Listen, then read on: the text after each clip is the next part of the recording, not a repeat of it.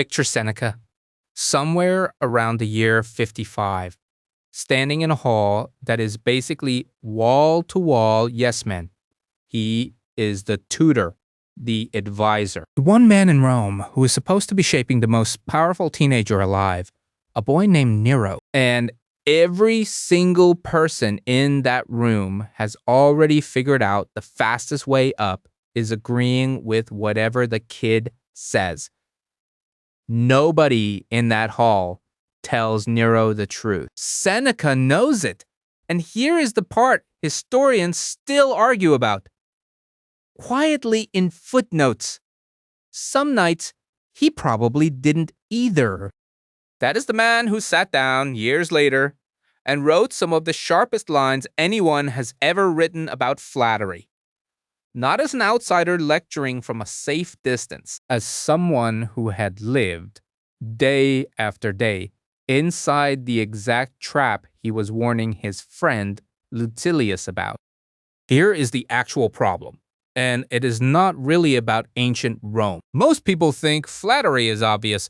Some guy telling you your terrible idea is genius, and you rolling your eyes at how transparent he's being. That is not the dangerous kind.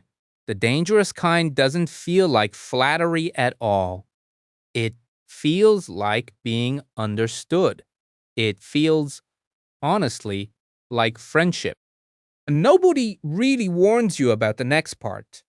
The people who tell you exactly what you want to hear don't announce themselves as flatterers. They just stick around longer, they comment more, they agree faster than everyone else in the room. Slowly, without you ever noticing the switch happen, you start mistaking the volume of someone's approval for the accuracy of it. You start believing the people who never criticize, you are the ones who see you most clearly.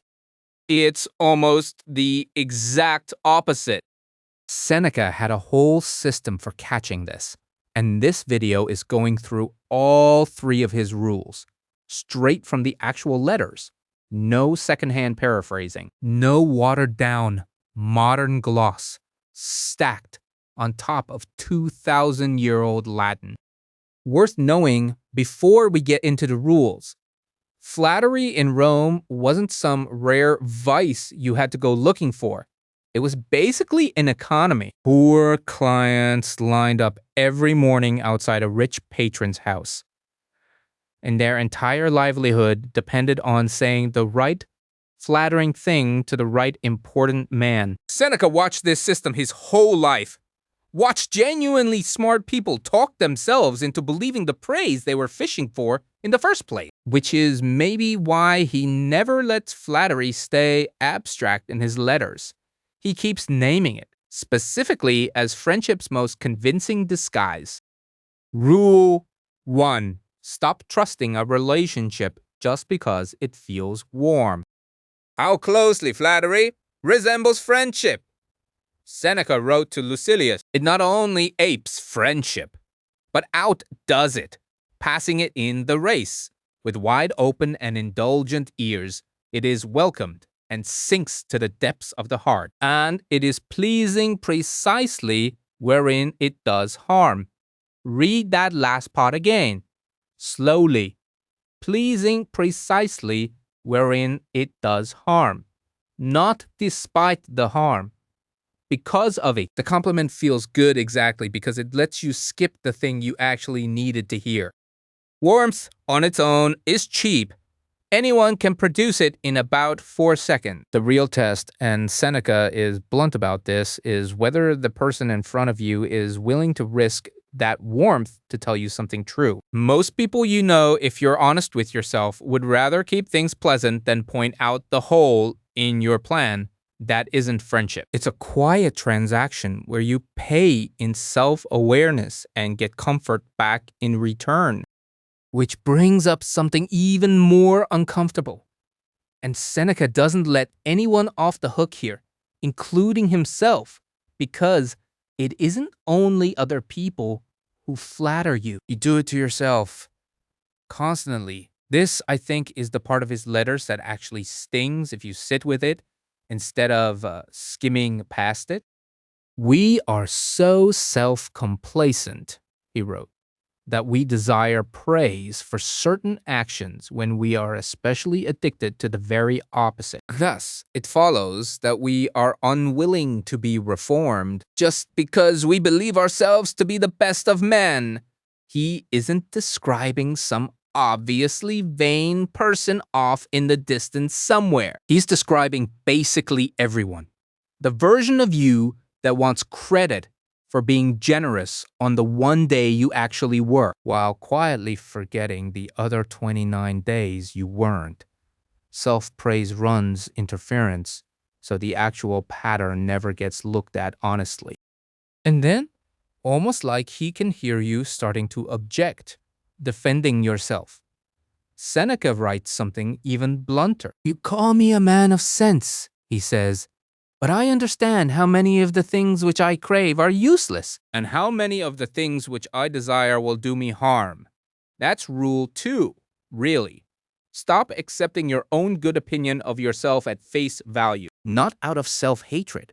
Seneca genuinely wasn't interested in that. Just because the flattering voice inside your own head is often louder and more convincing than any flatterer standing in front of you could ever manage to be. Catch yourself mid-compliment.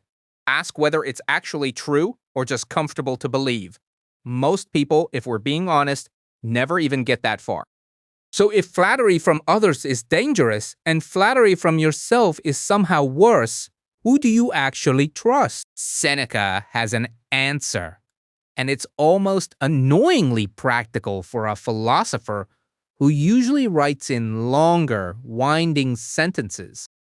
Choose as a guide, he wrote, one whom you will admire more when you see him act than when you hear him speak. Not the person with the best advice, not the smoothest talker, the cleverest line, the most quotable wisdom in the room. The one whose actual behavior, tracked over years, holds up better than his words ever promised it would. That's rule 3. Judge people.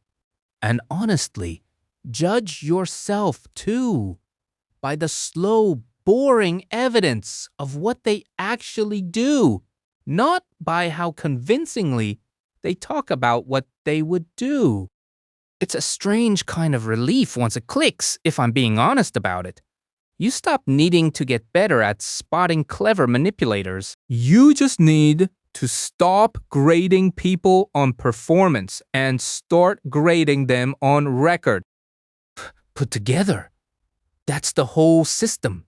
And none of it requires becoming cynical or suspicious of everyone around you. 1. Notice when a relationship only ever feels good and never true, and get curious about that instead of grateful for it. 2. Catch your own self-praise before it hardens into a fact about who you are. 3. Pick the people you actually listen to, including the voice inside your own head, based on what holds up over years, not on what sounds right in the exact moment you hear it. Seneca, by the way, never fully escaped his own trap. He stayed close to Nero for years after writing all this, and it eventually cost him everything.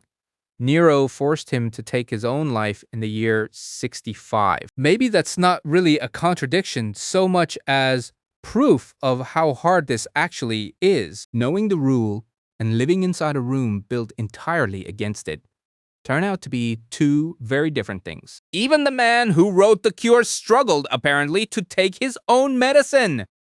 If any of that landed for you, subscribe to Stoic Mind. Every week we go straight into the original letters and discourses. Seneca, Epictetus, Marcus Aurelius. No secondhand paraphrasing. No watered-down summary standing between you and the actual text. And maybe today, just notice the next compliment that lands a little too easily. Pause for 1 sec. Ask yourself if it's true or just comfortable. That's really the whole practice. Until next time, stay steadfast.